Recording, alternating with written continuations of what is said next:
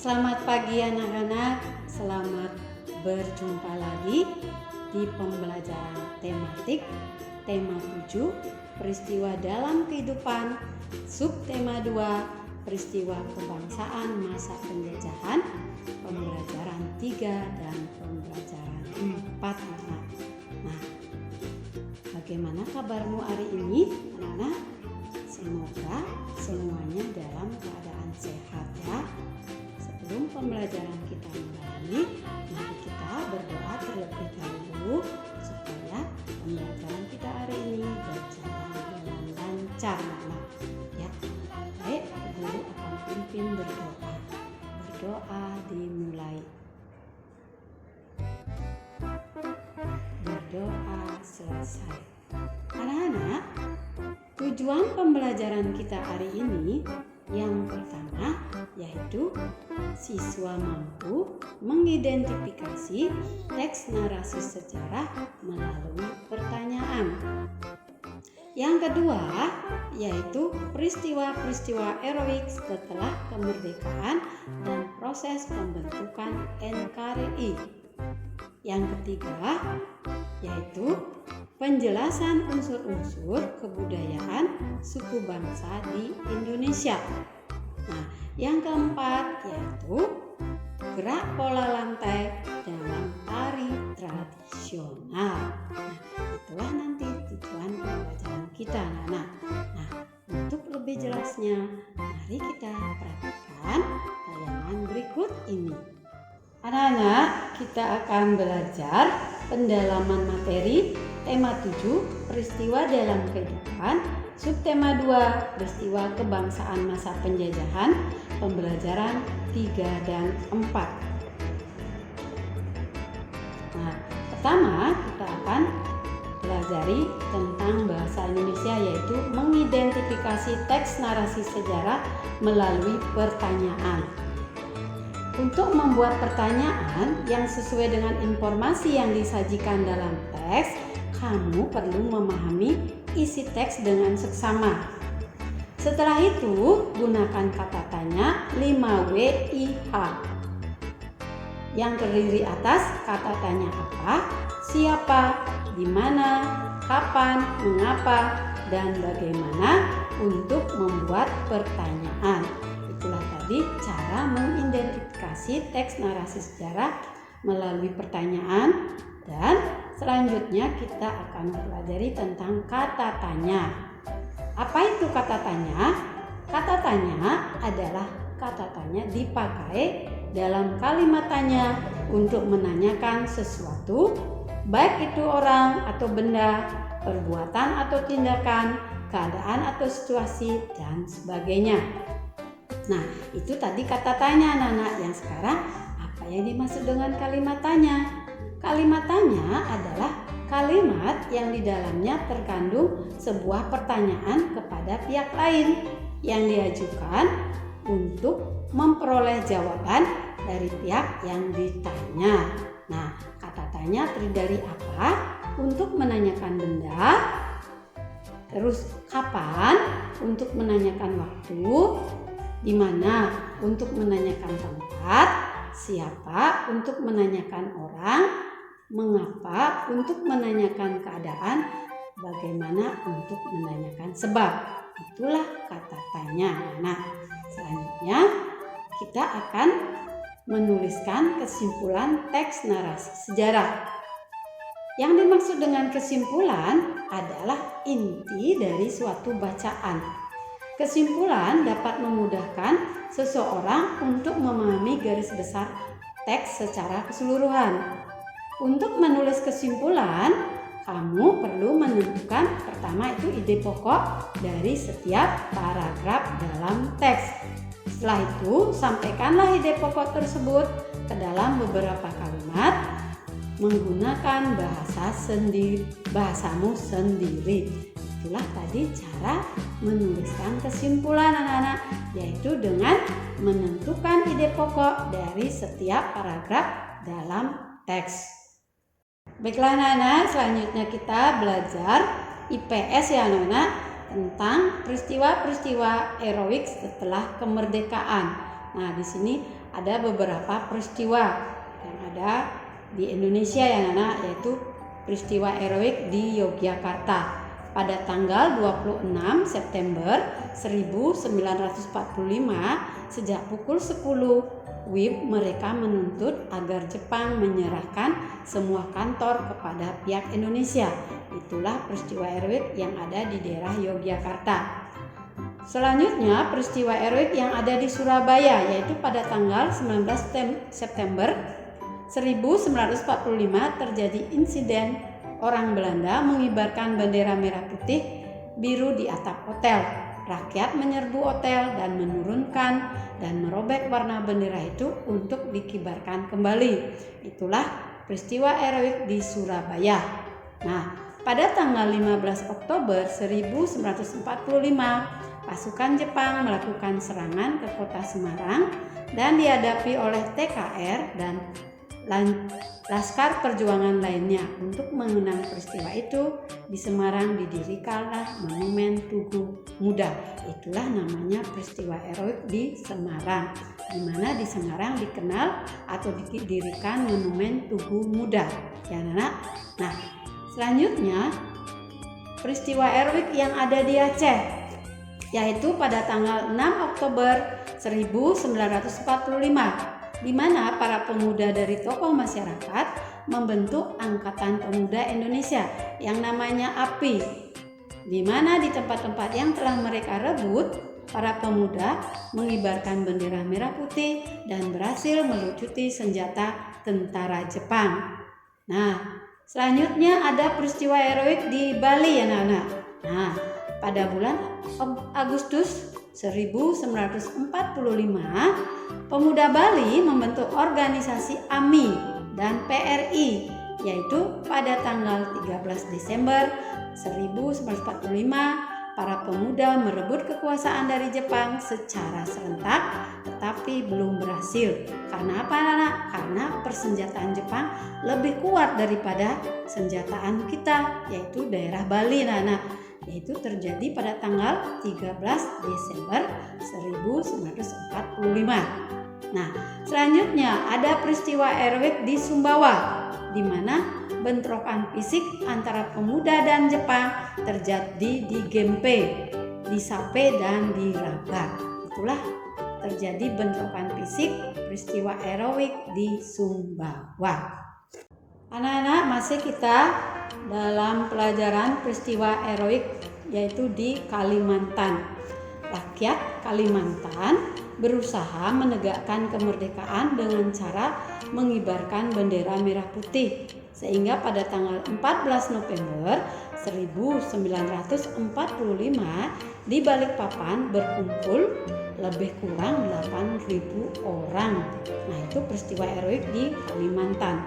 Nah, peristiwa heroik di Palembang, yaitu pada tanggal 8 Oktober 1945 adanya pengibaran bendera merah putih yang dipimpin oleh Dr.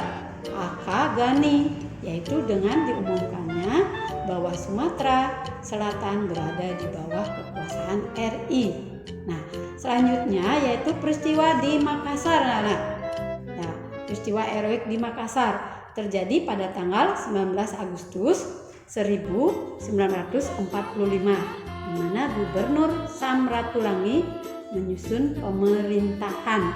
Sementara itu, para pemuda bergerak untuk merebut gedung-gedung penting seperti stasiun radio dan tangsi polisi. Nah, itu terjadi pada tanggal 19 Agustus 1945 di Makassar. Nah, selanjutnya yaitu ada namanya peristiwa Bandung Lautan Api, Nana. Nah, sebelum ditinggalkan, Bandung Selatan di bumi dihanguskan atau dibakar agar tidak dapat dipakai oleh musuh. Meskipun demikian, para pejuang tetap melawan sekutu dengan taktik gerilya. Peristiwa tersebut pun dikenal dengan nama Bandung Lautan Api. Peristiwa yang di Bandung itu namanya peristiwa Bandung Lautan Api. Ya. Nah, anak-anak, kita akan belajar tentang proses pembentukan NKRI. Pasca dibubarkannya BPUPKI, yaitu pada tanggal 7 Agustus 1945, dibentuklah Panitia Persiapan Kemerdekaan Indonesia atau PPKI, di mana PPKI yang diketahui oleh Insinyur Soekarno memiliki beberapa tugas utama, yaitu 1. Meresmikan pembukaan dan batang tubuh Undang-Undang Dasar 1945.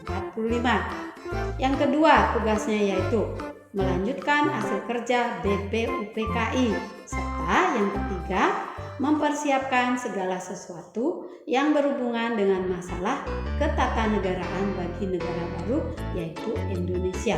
Itulah beberapa tugas dari PPKI yang diketahui oleh Insinyur Soekarno. Karena untuk menjalankan tugas-tugasnya tersebut, maka PPKI segera menggelar beberapa sidang, yaitu pada tanggal 18 Agustus 1945 menetapkan dan mengesahkan Undang-Undang Dasar 1945, memilih dan mengangkat Insinyur Soekarno dan Mohatta sebagai Presiden dan Wakil Presiden Indonesia. Pada tanggal 19 Agustus 1945, yaitu membentuk 12 kementerian dan 4 menteri negara. Selanjutnya membagi wilayah Indonesia menjadi 18 provinsi, yaitu Sumatera, Jawa Barat, Jawa Tengah, Jawa Timur, Sunda Kecil, Maluku, Sulawesi, dan Borneo yang dipimpin oleh seorang gubernur. Selanjutnya yaitu pada tanggal 22 Agustus 1945, yaitu membentuk Komite Nasional Indonesia Pusat, namanya KNIP, sebagai pembantu presiden sebelum lembaga-lembaga negara sesuai Undang-Undang Dasar 1945 terbentuk secara resmi. Selanjutnya membentuk 3 badan sebagai wadah perjuangan, yaitu Komite Nasional Indonesia atau KNI, yaitu Partai Nasional Indonesia atau PNI, dan BKR, Badan Keamanan Rakyat, yang memilih tugas menjaga keamanan dan ketertiban umum di bawah koordinasi KNI. Nah, anak-anak, selanjutnya kita akan belajar tentang menjelaskan unsur-unsur kebudayaan suku bangsa Indonesia. Nah, di sini kita juga sudah belajar tentang PPKN ya, anak-anak. Nah, sebagai negara yang majemuk, masyarakat Indonesia memiliki keberagaman ras, suku, bahasa, dan agama. Sebaiknya kita memelihara keberagaman tersebut dengan belajar memahami perbedaan unsur kebudayaan yang ada dalam masyarakat. Nah, unsur-unsur kebudayaan tersebut antara lain yaitu kepercayaan, di mana Indonesia mengakui 6 agama dan juga menjalani kebebasan masyarakat Indonesia untuk memeluk beribadah sesuai keyakinan masing-masing. Yang kedua yaitu mata pencarian, di mana mata pencariannya yaitu penampakan alam yang beragam memenuhi keragaman mata pencarian masyarakat Indonesia. Selanjutnya yaitu unsur yang ketiga, teknologi dan peralatan. Perkembangan teknologi dan peralatan di Indonesia merupakan hasil kreativitas masyarakat yang disesuaikan dengan budaya setempat. Nah, yang selanjutnya yaitu unsur kesenian, di mana hasil ciptaan manusia berkembang dan disesuaikan dengan budaya masing-masing. Unsur kepengetahuan, masyarakat menggunakan ilmu pengetahuan sebagai suatu cara untuk mengatasi berbagai kesulitan dalam hidupnya. Nah, sekarang yaitu unsur bahasa daerah, di mana sarana komunikasi yang digunakan oleh masyarakat di suatu daerah, yaitu bahasa daerah, anak-anak. Ya. Nah, contohnya ya ini lihat gambarnya anak-anak saat membantu korban bencana alam dan kerja bakti membersihkan lingkungan. Kita harus bekerja sama meskipun berbeda suku dan agama. Dengan demikian kita telah menerapkan semangat Bhinneka Tunggal Ika di masyarakat. Inilah contoh yaitu membantu korban bencana alam dan kerja bakti membersihkan lingkungan yang mencerminkan semangat Bhinneka Tunggal Ika di masyarakat. sekarang kita belajar SPDB, yaitu gerak pola lantai dalam tari tradisional, anak-anak. Nah, anak-anak sudah tahu kesenian. Apa itu kesenian? Kesenian adalah salah satu unsur kebudayaan yang dimiliki oleh bangsa Indonesia. Salah satunya adalah tari. Tari adalah salah satu dari bentuk kesenian. Ada beragam jenis kesenian. Salah satunya adalah seni tari yang menggunakan gerak tubuh sebagai media utama. Ya, gerak tari itu menggunakan gerak tubuh ya anak sebagai media utama. Nah, sekarang kita mengenal tentang pola lantai dalam tari daerah. Mohon diamati ini gambarnya anak-anak. Di bawah ini ada tari kancet dari Kalimantan, ada tari cakalele dari Maluku. Nah, di mana tari-tari daerah ini yaitu bermakna tentang kepahlawanan. Tari kancet menggunakan pola lantai lurus ke samping, sedangkan tari cakalele menggunakan pola lantai melingkar. Nah, inilah salah satu pola lantai tari dalam daerah Kalimantan dan dari Maluku, yaitu tari cakalele dari Maluku dan tari kancet dari Kalimantan. Di mana tari kancet menggunakan pola lantai lurus ke samping, sedangkan tari cakalele menggunakan pola lantai melingkar. Sekian pembelajaran kita hari ini anak-anak. Nah, bagaimana perasaanmu setelah mengikuti pelajaran tadi anak-anak? Semoga semuanya menyenangkan ya. Nah, mari kita membuat kesimpulan bersama-sama. Nah, pertama, untuk membuat suatu pertanyaan ya anak-anak disesuaikan dengan informasi yang disajikan itu dalam teks. Itu perlu memahami isi teks dulu dengan seksama. Nah, usaha menegakkan kedaulatan terjadi di berbagai daerah dengan tindakan peristiwa-peristiwa heroik.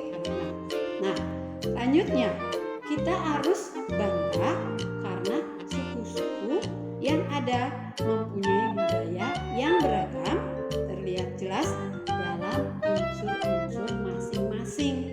Nah, salah satu unsur-unsur budaya kita adalah yang namanya kesenian, yaitu khususnya tari. Tari itu merupakan seni dengan gerak tubuh sebagai media utamanya, anak-anak. Nah, itulah tadi kesimpulan pembelajaran kita hari ini. Nah, sebelum kita tutup pembelajaran, mari kita berdoa dulu anak-anak. Ya, berdoa dimulai. Berdoa selesai. Sekian pembelajaran kita hari ini anak-anak. Terima kasih. Sampai jumpa.